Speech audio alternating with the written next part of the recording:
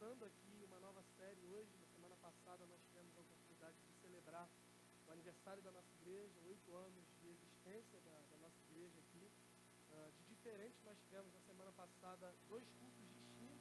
No culto da manhã nós tivemos o pastor Denis aqui conosco, no culto da noite o pastor Jude Clay. E agora nós retornamos à nossa programação normal, podemos dizer assim, de séries de cultos iguais acontecendo tanto de manhã quanto à noite. E hoje nós começamos uma série chamada 12 Homens e 2 Destinos. Eu não sei se você viu sobre isso aí nas nossas redes sociais, eu não sei qual é a tua experiência na caminhada na igreja evangélica, mas eu não quero te assustar. Quando você chega aqui e vê ali o número 12, a única referência que tem com isso é o fato de Jesus ter escolhido 12 discípulos. Acho que algumas pessoas já se assustam, dá uma coceira quando vê esse número, mas fica tranquilo que é a única referência. Para nós não há essa simbologia mística, a gente poderia chamar de numerologia bíblica, né, que algumas pessoas fazem. Para nós não tem essa função, é meramente o número de discípulos que Jesus escolheu. Por que 12? Por que escolheu 12? Se ele tivesse escolhido 11, a série se chamaria 11 Homens, se tivesse escolhido 13. E aí a gente começou a série hoje, já de manhã, uma pregação, e já tivemos a primeira reclamação, que não temos 12 pessoas ali. A gente tem 11 e um pedaço de alguém. Esse pedaço é Judas, ele não merecia nem esse pedaço dele estar ali. Então, atendendo aí a reclamações e pedidos e solicitações, nós estamos explicando o motivo ali de termos 11 homens e meio e 2 destinos, mas a série se chamando 12 homens e 2 destinos. Acho que ele saiu para beber água, quem reclamou. É sempre assim, reclama, enfim. Quando ele voltar, eu vou fazer um sinal para vocês, vocês vão saber quem é. Irmãos, ainda não, mas é parente, eu estou brincando. A nossa última série foi a partir de um escrito desse homem. A gente vai falar hoje sobre o primeiro dos apóstolos, que é... A nossa última série foi uma série falando sobre a segunda carta de... Ninguém lembra, né? A gente faz, planeja. Segunda carta de Pedro.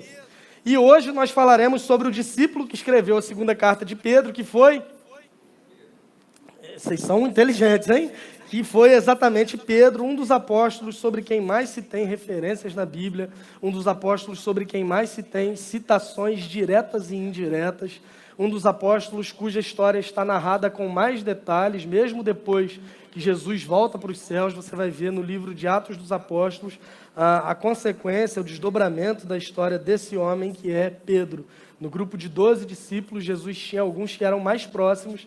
Em algumas ocasiões, ele chamava esses homens mais próximos. Você vai ver, por exemplo, no Monte da Transfiguração, estão com Jesus Pedro, Tiago e João, sem o barquinho, estavam lá no monte com Jesus, que são os 3 discípulos que acabam sendo mais próximos de Jesus. E dentro desse grupo mais próximo ainda, nós temos um homem que se destaca, que é exatamente o apóstolo Pedro. Ele é, por exemplo, o único que tem o privilégio de andar sobre as águas. Esse homem tem a sua história narrada, você vai ver tantas coisas falando sobre ele, e a nossa ideia é começar a série falando sobre ele, deixando muito claro também que o objetivo dessa série é refletir sobre algum texto ou alguma passagem das Escrituras em que esse personagem está envolvido, e a gente vai se dedicar à exposição desse texto. Então, não é uma série biográfica. A história não é você chegar aqui, a proposta da nossa série não é você chegar aqui e falar assim: quem foi Pedro?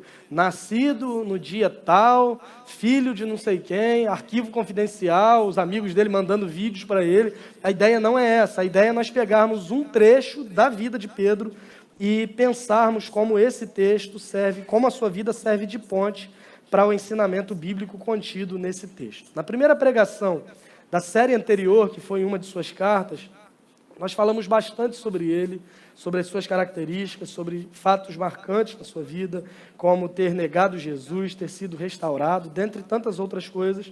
E hoje nós nos dedicaremos a falar sobre um trecho da vida de Pedro, onde há um diálogo acontecendo entre Jesus e Pedro, e esse diálogo ele inicia a partir de perguntas. Jesus tinha um hábito muito interessante de iniciar conversas importantes a partir de perguntas que ele fazia. Em 2019, aqui na igreja, nós fizemos uma série chamada Perguntas de Jesus, onde nós falamos sobre muitos desses momentos, muitas conversas, afirmações, discursos teológicos de Jesus, que surgiam em diálogos a partir de perguntas que ele fazia. E é muito importante nós refletirmos sobre isso, porque há perguntas que são simples. Quando você pergunta para alguém, sei lá, que horas são agora? E a pessoa vai te responder, aquilo não vai mudar muita coisa da sua vida, a menos que falte 1 minuto para você começar a fazer a prova do Enem e você esteja a uma distância de 45 minutos e todo mundo olha para a porta, né? Toda hora que alguém abre, todo mundo está esperando, mas ele vai chegar. Eu tenho fé que uma hora ele... a menos que você esteja atrasado ou com alguma coisa muito importante para acontecer, essa pergunta tem uma resposta que não vai mudar muito o curso da sua vida. Não vai mudar muito o que vai acontecer na sua vida a partir dela. Mas há perguntas que são cruciais na nossa existência e que podem determinar para onde vai a nossa vida, tanto para o bem quanto para o mal. Existem perguntas que nós fazemos, ou diálogos que surgem a partir dessas perguntas, que podem nos levar para caminhos de vida que são totalmente opostos, que podem conduzir a nossa vida por um bom caminho, ou podem, inclusive, interromper a nossa vida. Um exemplo de pergunta que pode interromper a sua vida é a seguinte: essa fruta que eu acabei de comer é venenosa? Essa é uma pergunta crucial. É uma pergunta que, dependendo da resposta, a sua vida ela vai por um bom caminho, ou você vai seguir a luz, que pode ser um bom caminho também, ou não. É uma pergunta que vai determinar o curso da sua existência. Um outro exemplo: esse cachorro vindo na minha direção, ele morde? A resposta para essa pergunta vai determinar também muitas coisas, e aqui eu queria abrir um parênteses para contar uma história. A gente estava num grupo pequeno um dia, na casa do Flávio, da Laila. Eles têm um cachorro chamado Dom, que é um pitbull. Eu não sou muito bom assim de aproximar os tamanhos, assim, mas para mim ele tem acho que uns 2.400 quilos, mais ou menos. É um cachorro grande, assim. Não, nem tanto. Óbvio que eu estou exagerando. Ele não tem mais de 1.500, com toda certeza. Mas, enfim. E aí o cachorro estava... Eu tenho alguma dificuldade com cachorro. A Bíblia tem, né? A Bíblia diz que no céu os cães ficarão de fora. Então, eu tenho alguma dificuldade com isso. E aí eu precisava sair. E o Flávio falou para o filho dele, o Arthur, falou assim: ó, vai lá com o tio Sávio, que é outra história que eu tenho que contar também. Eu vou abrir um parênteses dentro do parênteses. Uma criança, na semana passada, me procurou e falou assim: tio Sávio, a gente vai ter que chamar tio Mateus agora de pastor Mateus? Eu falei: você me chamou de quê? De tio. Eu falei: então segue chamando o que você quiser, não tem problema nenhum. Não tem problema. Mas aí o Arthur falou, o pai dele falou assim: Flávio, vai lá, Arthur, vai lá com o tio Sávio, abre lá o portão para ele por causa do Dom, que ele tem medo. E Arthur não queria ir, ele estava brincando. Ele falou: mas poxa, eu estou. E ele falou: não, vai lá e abre para ele. Aí ele veio contrariado, né? E olhou para mim com toda a sabedoria do mundo e falou assim: você também, pastor da igreja com medo de cachorro. Não entendi muito bem a relação, mas esse é o Arthur. E essa pergunta determina, em certo sentido, a sua existência, se o cachorro está vindo na sua direção. Ou aquela pergunta que muita gente está em busca dela, ou tem medo dela, ou evita essa pergunta, que pode determinar também o futuro da tua vida para o bem ou para o mal, dependendo da resposta. E é aquela pergunta: quer casar comigo? Essa aí também é bem definitiva, que pode ajudar a sua vida ou te destruir de uma vez por todas. Enfim, hoje nós vamos falar sobre perguntas feitas por Jesus, e a partir delas surge um diálogo onde nós vemos uma das declarações mais importantes de toda a história e o desdobramento também de entendermos o seu significado. Você que está assistindo aí os debates eleitorais, você vai perceber que nesse trecho vai ter pergunta, réplica, tréplica, e graças a Deus só isso. Abra sua Bíblia comigo em Mateus, no capítulo 10. A gente vai ler os primeiros versos para falar um pouco sobre a proposta dessa série, apresentar para você. Pode ser que você não conheça, não se lembre, não saiba onde encontra na Bíblia o nome dos 12 apóstolos de Jesus. Em Mateus, no capítulo 10, nos versos 1 a 4, nós vemos a descrição exatamente do nome desses homens. E a gente vai se propor a falar sobre eles nas próximas semanas. Chamando seus 12 discípulos, deu-lhes autoridade para expulsar espíritos imundos e curar todas as doenças e enfermidades. Esses são os nomes dos 12 apóstolos. Primeiro, Simão, chamado Pedro, que é quem a gente vai falar hoje, e André, seu irmão. Tiago, filho de Zebedeu, e João, seu irmão. Filipe e Bartolomeu, Bartolomeu também conhecido como Natanael. Pode ser que você veja ao longo dos evangelhos, Natanael é o mesmo homem chamado Bartolomeu. Tomé e Mateus, o publicano. Tiago, filho de Alfeu e Tadeu. Simão, o zelote, e Judas Iscariote, que o traiu. Abra a Bíblia comigo agora, ou avance algumas páginas, a gente vai até Mateus 16, nós vamos ler do verso 13 ao 19, o texto que a gente se propõe a falar hoje. É um texto um pouco difícil sobre alguns aspectos, alguns entendimentos do que há nesse texto dividem a interpretação de diferentes tradições cristãs, e a gente vai se dedicar a falar um pouco sobre isso, a partir do entendimento que nós temos desse texto, Mateus capítulo 16, ele vai ser projetado na versão que eu leio, que é a nova versão internacional, e o texto diz assim: Chegando Jesus à região de Cesareia de Filipe, perguntou aos seus discípulos: Quem os outros dizem que o Filho do Homem é? Eles responderam: Alguns dizem que é João Batista, outros Elias, e ainda outros Jeremias ou um dos profetas. E vocês? Perguntou ele. Quem vocês dizem que eu sou? Simão Pedro respondeu: Tu és o Cristo, o Filho do Deus vivo. Respondeu Jesus: Feliz é você, Simão, filho de Jonas, porque isso não foi revelado a você por carne ou sangue, mas por meu Pai que está nos céus. E eu digo que você é Pedro, e sobre esta pedra edificarei a minha igreja, e as portas do Hades não poderão vencê-la. Eu darei a você as chaves do reino dos céus. O que você ligar na terra terá sido ligado nos céus, e o que você desligar na terra terá sido desligado nos céus. Vamos orar? Senhor, obrigado pela tua palavra lida. Nossa oração nesse momento é que o Senhor fale conosco por meio do teu Espírito Santo. Nos ajude a compreender as verdades nesse texto, algumas delas até difíceis de serem percebidas, aplicadas, entendidas. Mas a gente pede que o Senhor fale aos nossos corações, nos conduzindo, nos guiando, para que a gente compreenda e viva uma vida que te agrade a partir da exposição das Escrituras. A gente ora pedindo para que seja assim, em nome de Jesus. Amém. Jesus está, então, nesse momento reunido com os seus discípulos. Ele chega a um lugar chamado Cesareia de Filipe, é uma região que ficava ao norte da Galileia, e essa região era uma região marcada pelo que nós chamamos de idolatria.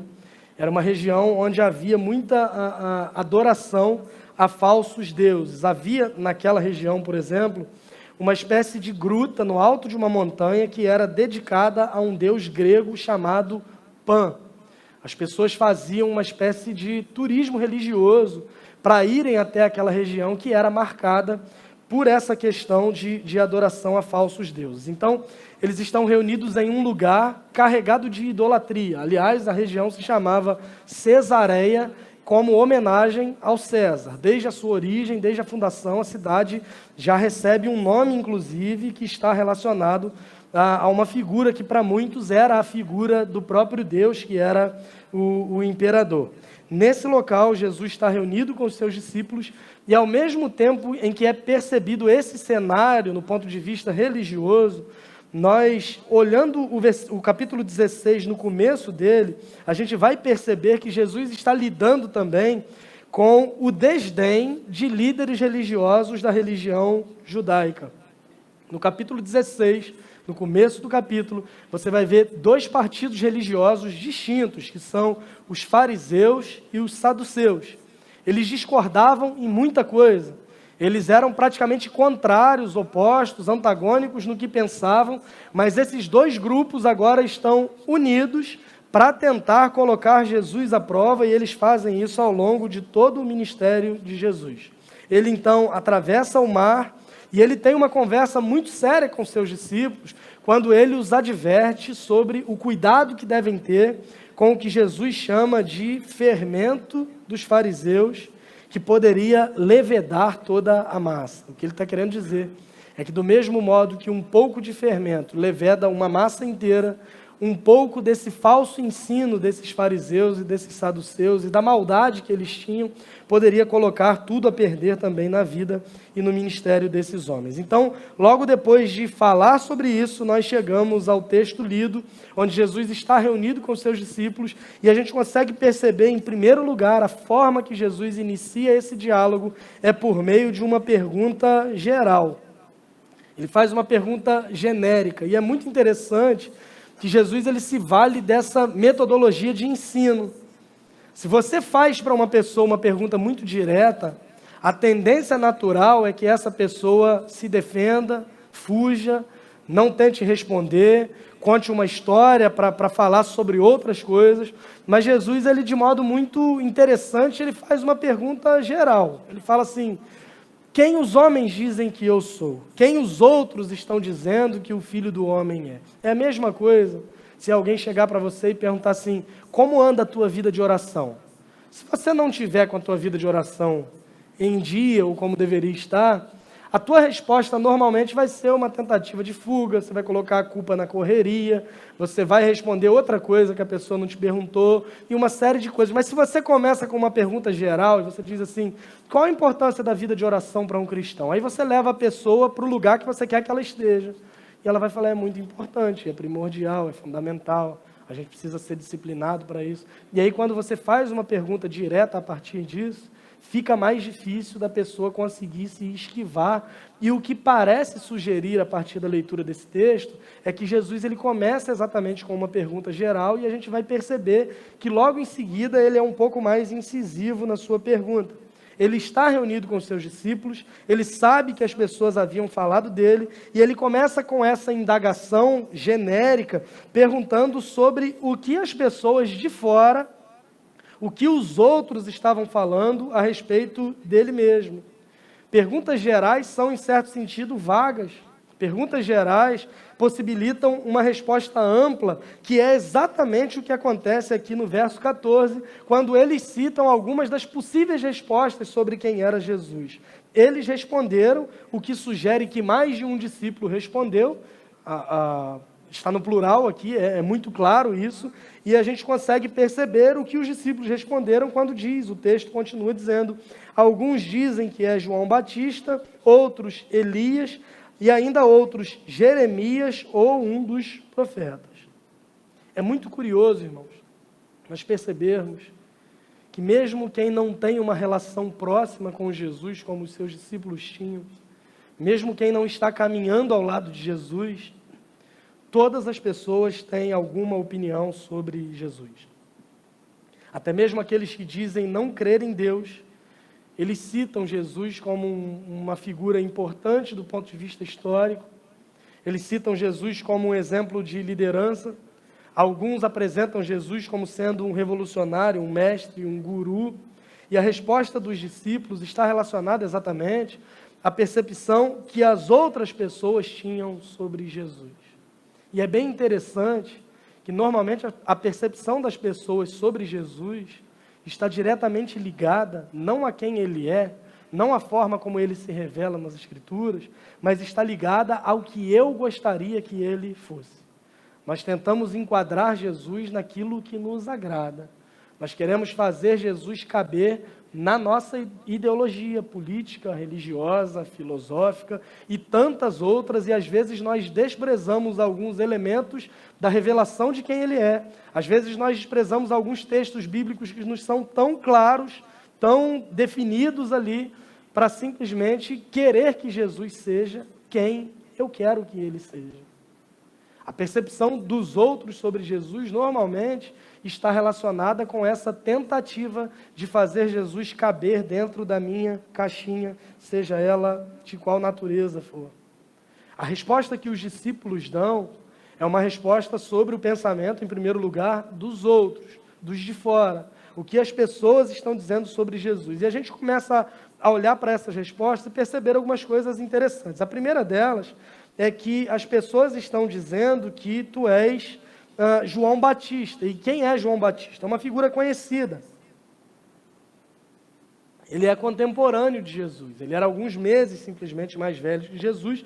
e as pessoas o conheciam porque ele era uma figura totalmente diferente do normal. Figuras estranhas, normalmente, nós reconhecemos com facilidade.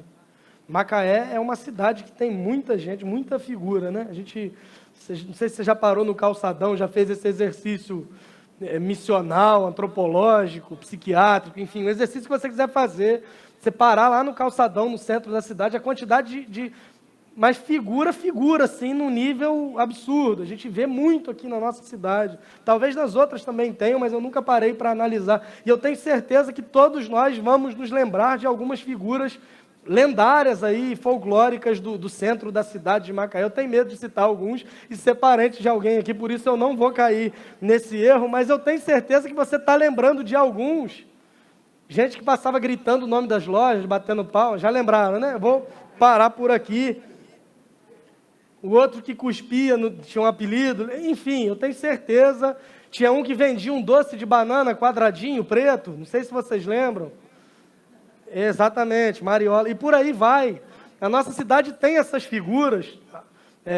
Voltando a falar, né, teve gente que reclamou ali que eram 11 homens e um pedaço, mas a nossa cidade, eu prometi, Igor, que quando você voltasse eu ia dar um sinal para o pessoal saber quem tinha reclamado, mas enfim...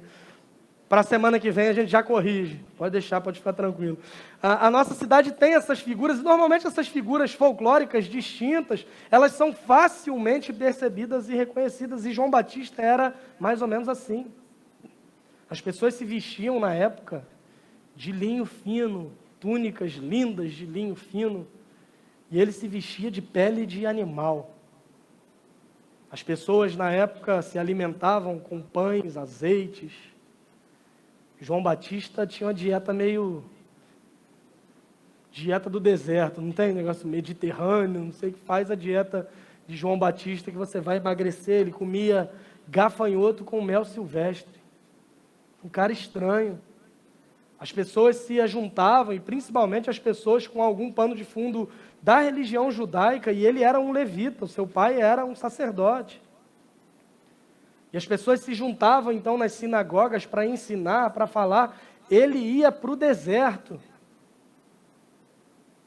E a mensagem dele, as pessoas iam até o deserto para ouvir o que João tinha a dizer para elas. E ele, com todo amor, compaixão e graça, olhava para aquelas pessoas nos olhos e dizia assim: você não é o centro do coração de Jesus, igual alguns dizem hoje. Ele dizia para aquelas pessoas assim, com todo o carinho, assim, ó: raça de víboras, quem vos induziu a fugir da ira que se aproxima? Agora você imagina, você andar quilômetros no sol, ir para um deserto, chegar lá, ver uma figura comendo gafanhoto, vestido de pele de animal, e quando você para ouvir o que ele tem a dizer, ele ainda te chama de raça de víbora. Era exatamente isso que as pessoas passavam com João Batista. Ele era uma figura altamente conhecida, e quando nós percebemos algumas características do ministério de João Batista, nós começamos a associar por que as pessoas estão dizendo que Jesus poderia ser João Batista, em certo sentido. Ele era alguém que conscientizava os homens dos seus pecados, ele pregava sobre a necessidade do perdão divino, ele não negociava os seus valores, ele não estava preocupado com popularidade, mas ele estava dedicado em falar a verdade, comprometido com a sua missão. Todas essas características também descrevem Jesus de certa maneira, mas ele não é somente isso. Outros diziam: o Senhor é Elias, um profeta zeloso, alguém que pregava contra a idolatria, defendendo que somente Deus é quem deve ser adorado, um pregador, um defensor da glória de Deus, alguém que tinha realizado milagres no seu ministério. Além disso, um dos profetas mais recentes a essa altura, que era o profeta Malaquias, recente, mas com séculos de distância ainda, mas ele havia profetizado que antes do dia do Senhor, Elias retornaria. Então, devido à má interpretação dessa profecia, pode ser que muita gente estivesse associando o ministério de Jesus como se fosse uma volta de Elias. Aliás, algumas religiões vão afirmar, a partir dessa relação aí, que João Batista era, inclusive, a reencarnação de Elias. Não cremos assim, irmãos, não cremos em reencarnação, até porque, nesse caso, Elias sequer morreu. Não faz muito sentido a gente pensar em alguém que não morreu e reencarnou em alguém, mas para nós, de uma forma ou de outra, isso não faz o menor sentido, mas alguns estavam relacionando Jesus como sendo o próprio Elias retornando. E todas essas características do ministério de Elias descrevem, em certa medida, também o ministério de Jesus, mas ele não é somente isso. Eles citam Jeremias, o primeiro profeta a enfatizar um relacionamento espiritual e um relacionamento pessoal com Deus. Alguém cuja mensagem condenava a religião vazia e superficial e pregava a possibilidade e a importância de uma devoção sincera a Deus. Para alguns, a partir disso, o ministério de Jesus era uma continuação do ministério de Jeremias, porque todas essas características também o descrevem, mas ele não é apenas isso. É importante a gente pensar que todos têm uma opinião a partir das suas percepções sobre quem Jesus é. Mas nenhuma opinião a partir de conclusões humanas vai conseguir descrever quem ele é em sua totalidade ou de forma precisa. Nenhuma percepção a partir do nosso ponto de vista, nenhuma percepção a partir da nossa compreensão, da nossa leitura, nenhuma delas vai conseguir descrever quem Jesus é de forma precisa. Mas diante dessa primeira resposta que é ampla, a partir dessa pergunta que foi uma pergunta geral também, Jesus agora faz uma pergunta direcionada para eles. Agora a minha preocupação não é com o que os outros dizem sobre mim. Agora eu quero saber para vocês quem eu sou, o que vocês dizem que eu sou, quem sou eu para vocês. E se a primeira pergunta que era geral, nós vemos uma participação coletiva na resposta, dizendo que eles responderam, agora ninguém responde, exceto um homem que é exatamente Pedro e sempre ele. Era aquele aluno que o professor pergunta e ele sempre responde, sabe? Era esse o Pedro. Tanto para o bem quanto para o mal. Jesus perguntava alguma coisa, normalmente era ele quem indagava. Quando viu Jesus andando sobre as águas, foi ele que pediu para ir até Jesus. Era um homem ousado em certo sentido, mas em certo sentido era um homem que falava demais também, que errava muito porque falava demais. Esse era o retrato de Pedro, mas nesse texto é muito bem interessante, porque a pergunta, quando ela é mais direcionada, ela começa a nos incomodar. Porque uma coisa é o que os outros dizem sobre Jesus, uma terceira pessoa. Outra coisa é Jesus me perguntando o que eu acho sobre ele. E normalmente nós temos uma tendência de evitar alguns pontos de conflito, ou até mesmo dar uma aliviada quando alguém te pergunta assim, o que você acha de mim? O que você acha do que eu fiz? A gente tem a tendência, né, de... A pessoa fez um trabalho, por exemplo, e pergunta, o que você achou do meu trabalho? Foi horrível. Mas ela acertou uma coisa, que foi o nome dela. Aí você fala assim, olha, analisando direitinho, assim, tem algumas coisas que precisa melhorar. A gente tem dificuldade, às vezes, em ser sincero, né? Talvez um problema cultural isso. A gente leva muitas coisas para o pessoal e vai tentando contornar ali, muita coisa precisa consertar e tal. Mas tem coisa positiva, você está pensando, só acertou o nome, e a pessoa sai, você fala, ficou horrível, um lixo. Só que Jesus conhecia o pensamento ainda, e tem esse detalhe que a gente tem que lembrar. E ele está perguntando para os discípulos, quem vocês dizem que eu sou? Não dava para mentir. Não dava para destacar uma parte, muito pelo contrário, e a resposta de Pedro é uma resposta muito interessante, que ele é o primeiro que se propõe a falar, e ele responde com uma firmeza que nos assusta em certa medida. No verso 16, diante dessa pergunta, o texto vai dizer que Simão Pedro respondeu, tu és o Cristo, o Filho do Deus vivo. A partir da resposta de Pedro, nós vemos algumas afirmações que Jesus faz sobre essa confissão.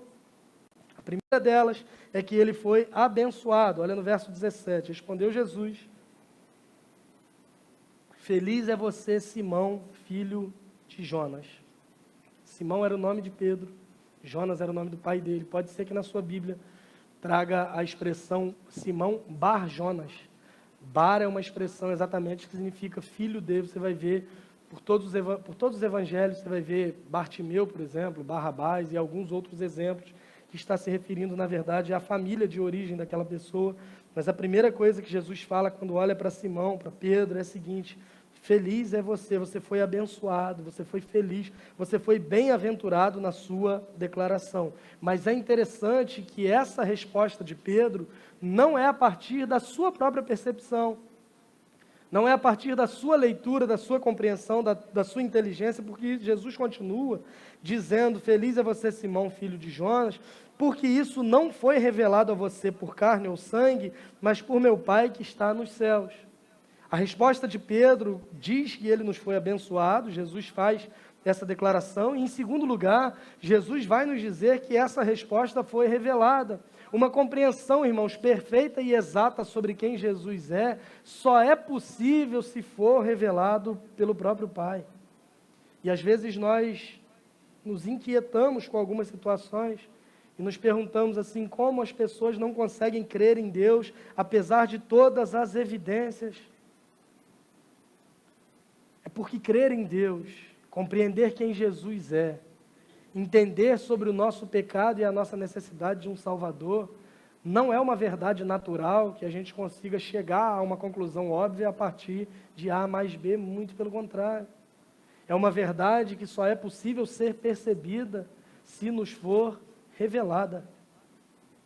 A Bíblia vai dizer em Atos 16, na ocasião que Paulo está evangelizando na cidade de Filipos, que enquanto Paulo pregava, Deus abriu o coração de Lídia para que ela pudesse compreender a mensagem do Evangelho. A palavra de Deus vai nos dizer que é o Espírito Santo quem nos convence do pecado, da justiça e do juízo.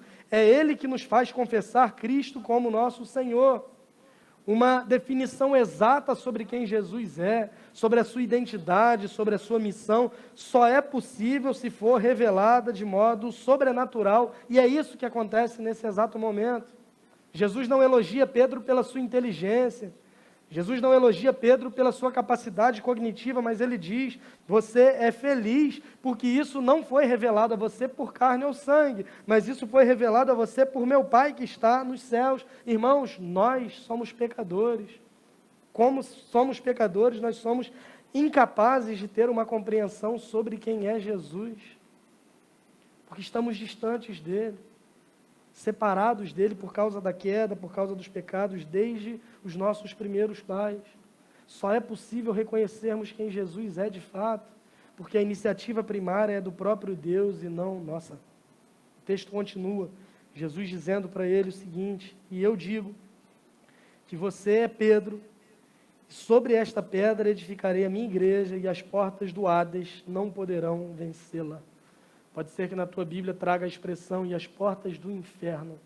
Hades é uma palavra grega que significa suco de soja. Não, estou brincando. Hades é uma palavra grega que significa lugar dos mortos, lugar de habitação dos mortos. Então, a Bíblia às vezes traduz, pode ser que tenha a expressão Sheol, que é a mesma palavra, só que no hebraico, mas a Bíblia às vezes é traduzida como sendo inferno, embora não signifique exatamente a palavra inferno. Essa resposta de Pedro, ela lança também os fundamentos sobre o povo de Deus. Jesus diz a Pedro nos versos 18 e 19 que ele mesmo, Jesus, edificaria a sua igreja e as portas do Hades não poderiam vencê-la e que essa igreja teria autoridade. Lembram que no começo eu falei que esse texto é difícil sobre alguns aspectos? Esse é um deles. Porque um ponto importante aqui que nós precisamos definir, irmãos, é que Jesus não está prometendo construir a igreja sobre Pedro como sendo o fundamento dela. O fundamento da igreja não é Pedro. Jesus não está prometendo construir sobre Pedro. Jesus fala para ele: tu és Pedro, e sobre esta pedra edificarei a minha igreja. Esta pedra, Jesus não está se referindo a Pedro, mas ele está se referindo à confissão que Pedro havia feito de que Jesus é o Cristo, o Filho do Deus vivo. O que Jesus está dizendo é, a partir da sua afirmação, a partir da tua confissão, a partir do entendimento que você tem sobre quem eu sou, aí sim, a partir disso, a partir dessa certeza de que eu sou o Cristo, o Filho do Deus vivo, sobre isso eu edificarei a minha igreja. A igreja é edificada sobre Cristo como fundamento e Pedro, ele não é o fundamento da igreja. Essa talvez seja uma das perguntas mais importantes já feitas, e essa resposta foi dada a partir da revelação divina, e Jesus vai responder dizendo: tu és Pedro, e sobre essa pedra edificarei a minha igreja. Esse ponto é muito importante, porque ele divide a interpretação entre católicos e protestantes, por exemplo. E o nosso objetivo não é de modo algum criticar o entendimento da Igreja Católica sobre esse texto, mas é apresentar o que nós entendemos e como nós lemos esse texto a partir de uma compreensão totalmente bíblica, porque para nós, cristãos protestantes, nós valorizamos um princípio que é chamado sola scriptura.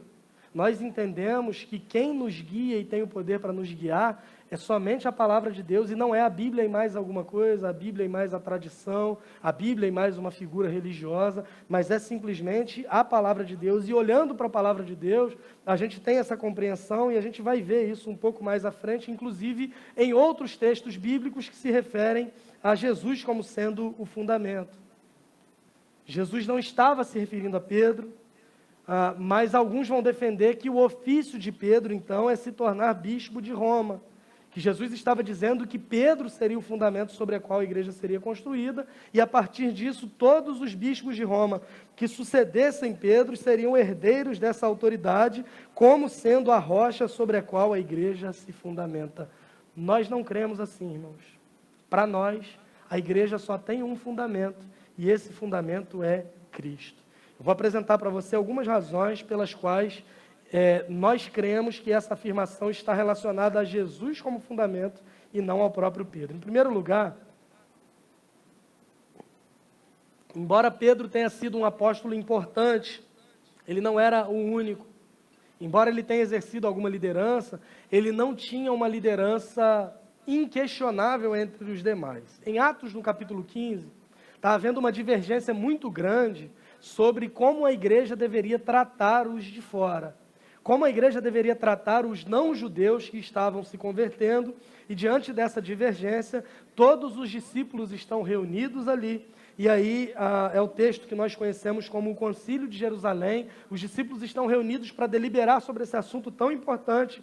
Pedro, inclusive, estava presente, mas quem toma a palavra e propõe a decisão que eles deveriam tomar é Tiago. É um outro apóstolo de Jesus. É um homem também importante, de modo que se Pedro tivesse uma autoridade acima dos outros, ele deveria ser, no mínimo, consultado sobre a proposta que Tiago tinha para apresentar, mas olhando o livro de Atos, você vai perceber que Pedro ele não tinha essa autoridade inquestionável. Se você olhar as cartas, por exemplo, você vai ver que Paulo, mais à frente, por uma falha de Pedro na forma como lidava exatamente com gentios, ele agia de um modo, com judeus ele agia de outro modo, ele estava sendo falso em algumas situações, e Paulo o repreende de modo severo e público. Pedro, ele foi repreendido pelo apóstolo Paulo, e ele não discute com Paulo sobre isso, ele não dá carteirada. Pedro não tinha de modo algum uma autoridade inquestionável. Outro ponto muito importante, nesse mesmo texto que nós acabamos de ler, eu acho isso incrível, eu acho que esse texto descreve o personagem que é Pedro em muitos aspectos, porque a gente acabou de ler isso, Jesus dizendo isso para Pedro, e aí no verso 21, logo em seguida, desde aquele momento, ou seja, esse momento que nós acabamos de ler, a partir desse momento, Jesus começou a explicar aos seus discípulos que era necessário que ele fosse para Jerusalém e sofresse muitas coisas nas mãos dos líderes religiosos, dos chefes dos sacerdotes e dos mestres da lei, e fosse morto e ressuscitasse ao terceiro dia. Pedro tinha acabado de dizer: tu és o Cristo, filho do Deus vivo. Jesus passa a falar então sobre o que seria necessário acontecer. Ele precisaria passar por tudo isso, ser morto e ressuscitar ao terceiro dia. E aí no verso 22, então Pedro, chamando-o à parte, começou a repreendê-lo. Ele está repreendendo Jesus, esse é Pedro. Começou a repreendê-lo dizendo: nunca, Senhor, isso nunca te acontecerá. Jesus tinha acabado de dizer para Pedro: não foi carne ou sangue que te revelou isso, mas foi o próprio Deus. E agora, instantes à frente, Jesus virou-se e disse a Pedro: para trás de mim, Satanás, você é uma pedra de tropeço para mim e não pensa nas coisas de Deus, mas nas coisas dos homens. Irmãos, se a partir desse texto que nós lemos de Mateus 16, do 13 ao 19, nós dizemos que Pedro é o fundamento da igreja, a gente está dizendo alguns versos à frente, que o fundamento da igreja está sendo usado por Satanás, e a gente desconstrói toda a teologia que a gente tem sobre o que é uma igreja de Jesus Cristo. Pedro não é o fundamento da igreja. E por último, eu te convido a abrir a sua Bíblia na primeira carta escrita por Pedro, no capítulo 2, nos versos 4 a 8, quando ele diz o seguinte: à medida que se aproximam dele, a pedra viva, rejeitada pelos homens, mas escolhida por Deus e preciosa para ele, vocês também estão sendo utilizados como pedras vivas na edificação de uma casa espiritual, para serem sacerdócio santo, oferecendo sacrifícios espirituais aceitáveis a Deus por meio de Jesus Cristo. Pois assim é dito na Escritura: eis que ponho em Sião uma pedra angular, escolhida e preciosa, e aquele que nela confia jamais será envergonhado. Portanto, para vocês, os que creem, essa pedra é preciosa, mas para os que não creem, a pedra que os construtores rejeitaram tornou-se a pedra angular e pedra de tropeço e rocha que faz cair. Esse texto é escrito por Pedro, e Pedro mesmo está deixando claro nesse texto que a igreja só tem um fundamento, só tem uma pedra sobre a qual ela está fundamentada, e essa pedra, esse fundamento é o próprio Jesus e não ele mesmo.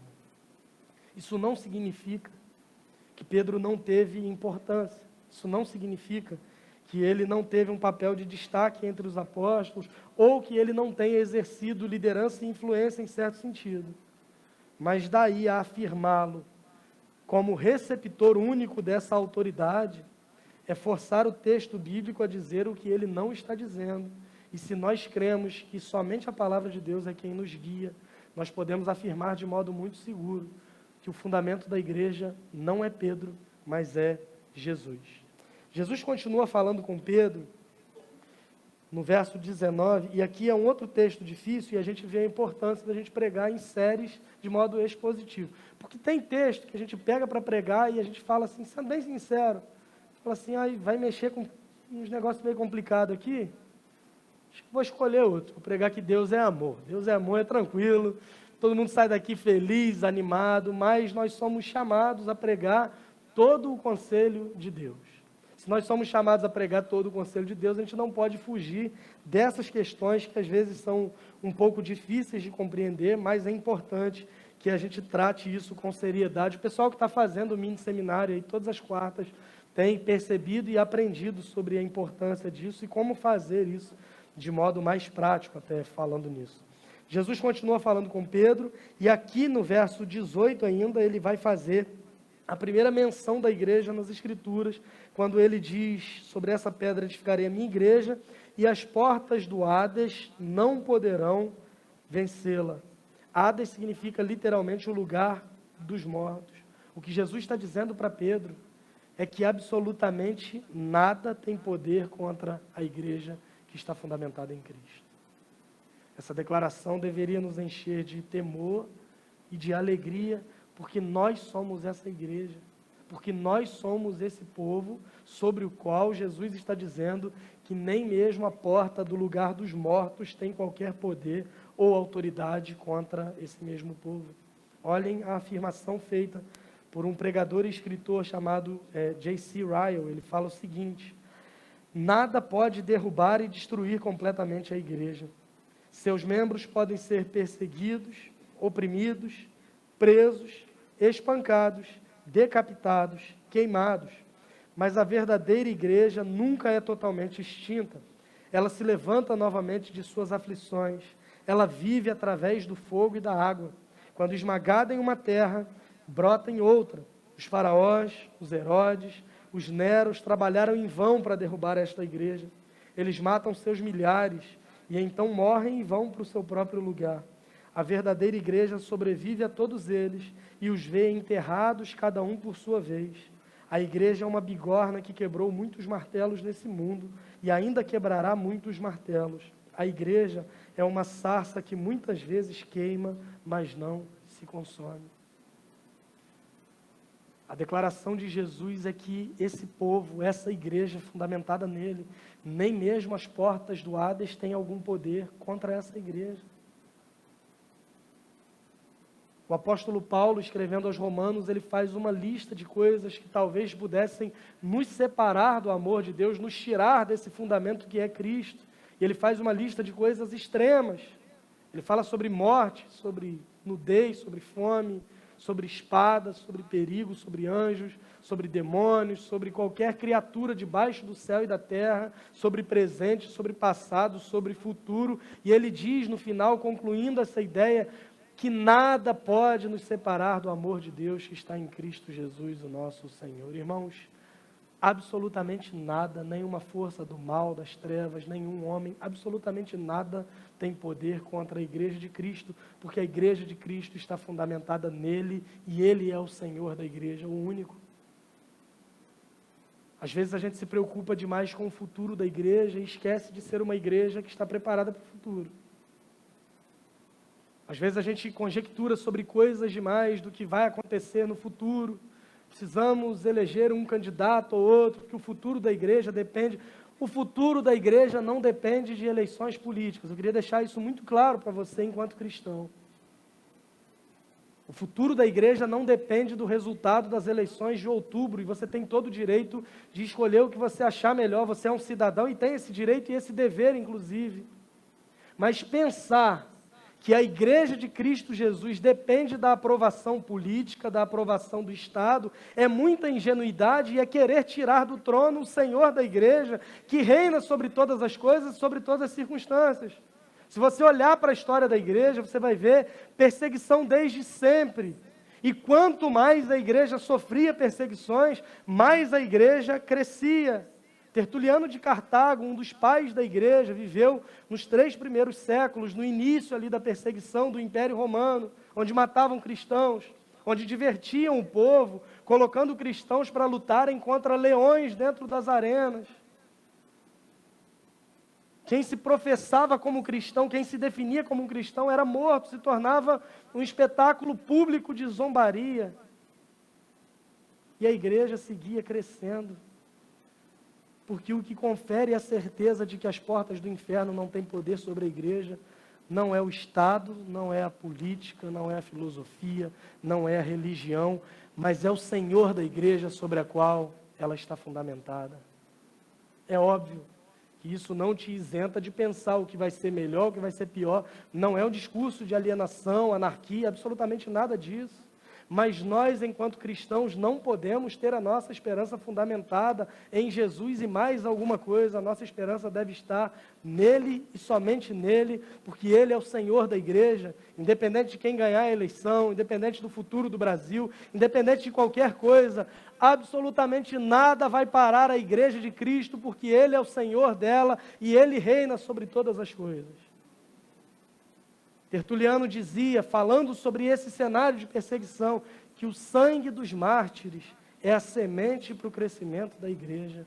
Quanto mais a igreja era perseguida, quanto mais cristãos eram mortos, mais a igreja crescia, porque ela está fundamentada em um Senhor que é Senhor sobre todas as coisas e sobre todas as circunstâncias. Essa afirmação, irmãos, deveria nos encher de alegria. Não há absolutamente nada que tenha algum poder contra a igreja de Cristo, da qual fazemos parte, se estamos nele fundamentados. E Jesus continua no verso 19, dizendo, eu darei a você as chaves do reino dos céus. O que você ligar na terra terá sido ligado nos céus, e o que você desligar na terra terá sido desligado nos céus. Esse é um outro texto de difícil interpretação, e esse é um outro texto que, se você tira do contexto, você cria um problema muito grande. Meus irmãos, vocês vieram aqui e vocês estão recebendo a autoridade. O que você ligar aqui, Deus vai ligar no céu. O que você desligar aqui, Deus vai desligar no céu. Tem até música, você já deve ter ouvido. Liga, liga, liga, já ouviu isso? O pessoal do manto já riu, eu já percebi. Esse é um texto muito perigoso, porque algumas pessoas interpretam que qualquer cristão é um manda-chuva do mundo. Fizeram até adesivo, não sei se você já viu, né? Não sou dono do mundo, mas sou filho do dono. É quase uma carteirada gospel, né? Você fala assim, não, eu posso qualquer coisa, porque eu sou filho do dono do mundo. Esse versículo está falando de um propósito muito específico.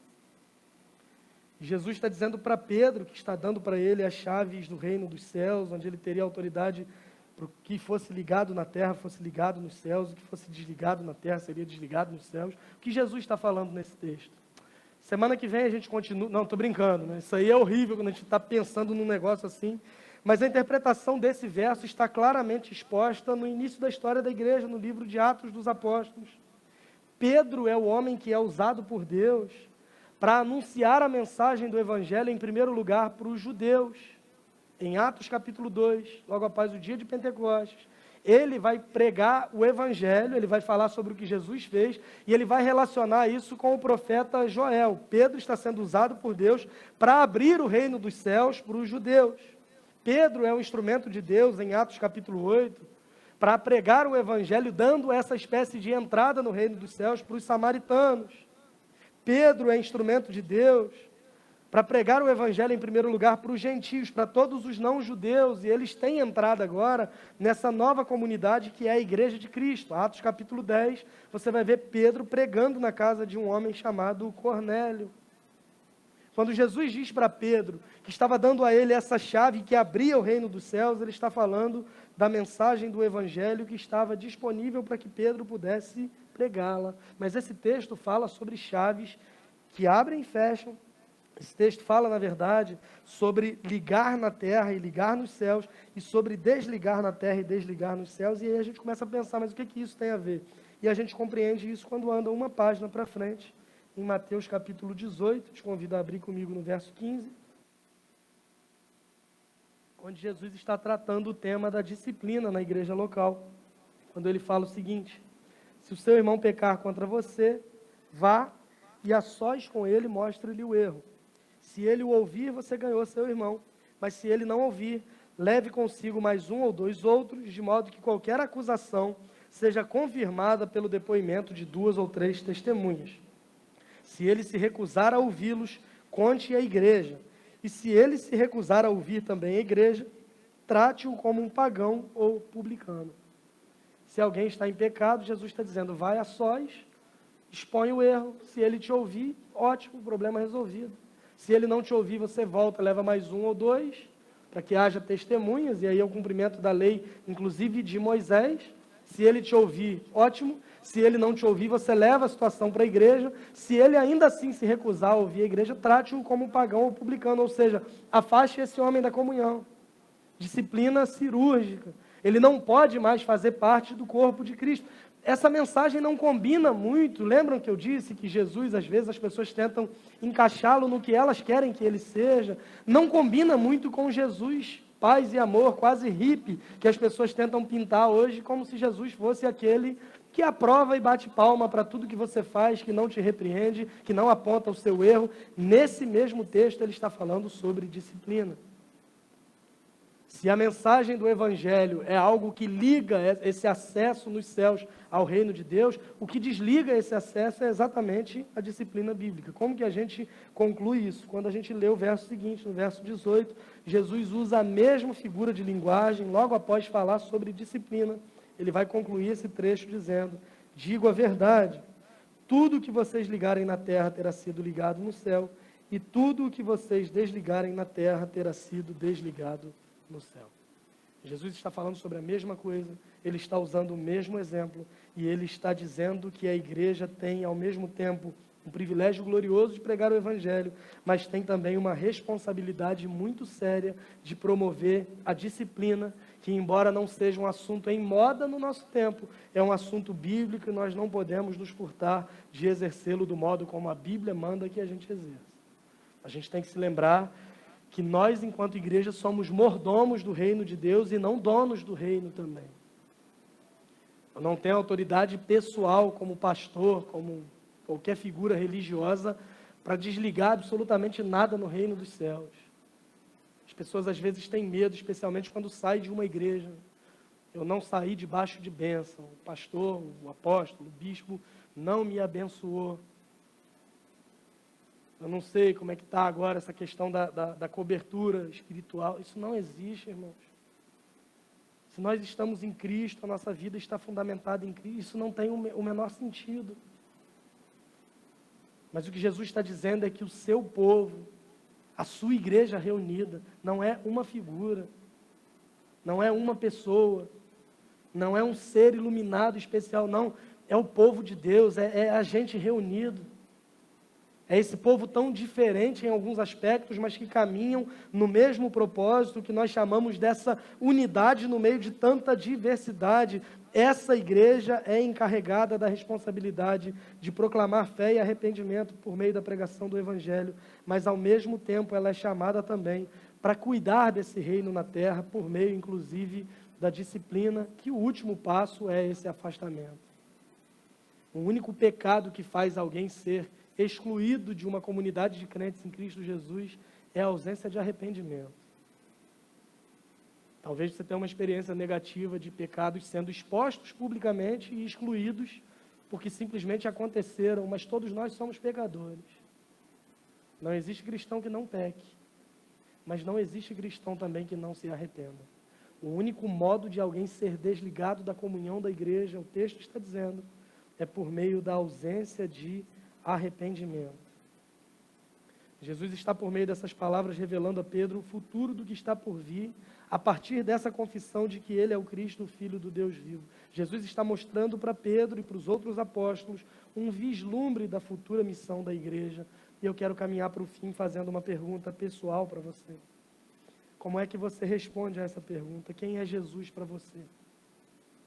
Independente do que os outros dizem, independente das percepções que os outros têm sobre quem Ele é. Quem é Jesus para você? Você responde como os discípulos? Ou você responde como Pedro? Você responde como as pessoas de fora ou como Pedro? E ao contrário da opinião popular, existem apenas duas respostas possíveis para essa pergunta. A primeira delas é a resposta de Pedro, revelada pelo Pai, que é: Tu és o Cristo, o Filho do Deus vivo. E a resposta errada é qualquer coisa aquém disso. No começo eu falei sobre perguntas que determinam todo o curso da nossa vida. Mas a resposta para essa pergunta não vai determinar somente a sua vida, mas também o seu destino em relação à eternidade. Porque é fato que um dia todos nós estaremos diante de Deus. E o único modo de sermos salvos da condenação eterna é por meio de Jesus, crendo que Ele é o Cristo, o Messias enviado, o ungido de Deus, o nosso Salvador, que diante da nossa separação de Deus por causa do pecado, embora o mundo tenha sido criado perfeito, Ele viveu essa vida perfeita que éramos incapazes, Ele morreu em nosso lugar, Ele assumiu a nossa condenação, Ele ressuscitou ao terceiro dia, e Ele prometeu que um dia voltaria para buscar o seu povo, a sua igreja, esse povo reunido que está fundamentado nele. Se para você esse é Jesus, você certamente estará com Ele nos céus eternamente.